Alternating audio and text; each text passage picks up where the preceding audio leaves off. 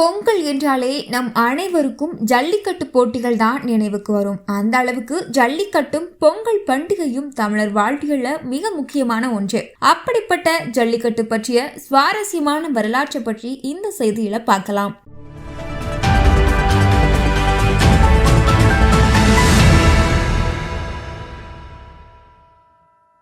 ஏறு தழுவுதல், ஏறு கோள், மாடு பிடித்தல், மஞ்சு விரட்டு, புல்லெறிந்து பிடித்தல் என தமிழகத்தின் பல பகுதிகளில் தமிழர்களின் வீர விளையாட்டான ஜல்லிக்கட்டு போட்டி நடத்தப்படுது. இந்த விளையாட்டு பண்டைய காலத்துல முல்லை நில மக்களின் திருமணத்துடன் தொடர்புடையதாக இருந்திருக்கு. முல்லை நிலத்தின் வளர்க்கப்படும் காளைகளை வேட்டைக்கு அழைத்து செல்வதும் அவற்றோட மோது விளையாடுவதும் வழக்கமாக இருந்திருக்கு. முல்லை களி, கலித்தொகை, பெரும்பாலாற்று படை பாடல்களை ஏறுதழுவுதல் பற்றி குறிப்பிடப்பட்டிருப்பதன் மூலமா இந்த விளையாட்டு எவ்வளவு தொன்மையானது என்று அறிந்து கொள்ள முடியும். முல்லை நிலத்தில் வாழ்ந்த ஆயிரம் பெண்கள் காளியை அடக்குபவன மணமகனாகவே ஏற்றிக்கொண்டிருக்காங்க. இதற்காக காளியை அடக்கும் போட்டி நடத்தப்பட்டிருக்கு. அப்போது சல்லிக்காசு எனும் நாணயங்களை துணியில் வைத்து மாட்டின் கொம்புகளை கட்டிவிடுற பழக்கம் இருந்திருக்கு. மாட்டை அடக்கும் வீரருக்கு அந்த பண முடிப்பு சொந்தம். இந்த பழக்கம் தான் பின்னர் சல்லிக்கட்டு என்று மாறியிருக்கு. அதன் பின்னர் பேச்சு வழக்குல ஜல்லிக்கட்டுன்னு மாறிடுச்சு.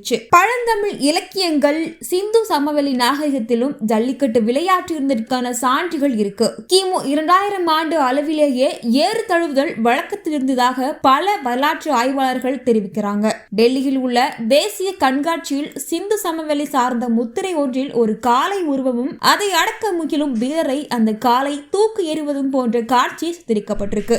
உலக அளவுல இந்திய நாட்டின் பசுக்களின் பாலில் தான் அதிக அளவு நோய் எதிர்ப்பு சக்தி இருப்பதாக விஞ்ஞானிகள் தெரிவிக்கிறாங்க. அதிலும் புளியகுளம் பசு இனங்களின் பாலே என்று நிரூபணம் செய்யப்பட்டிருக்கு. சிவகங்கை மாவட்டத்தில் உள்ள புளியகுளம் என்னும் ஊரில் ஜல்லிக்கட்டு போட்டிகளுக்குன்னு தனி சிறப்புமிக்க புளியகுளம் காளையினும் வளர்க்கப்படுது. தமிழர் திருநாளான பொங்கல் பண்டிகையின் மறுநாளான மாட்டு பொங்கல் அன்று ஜல்லிக்கட்டு போட்டிகள் சிறப்பாக நடத்தப்பட்டு வருது.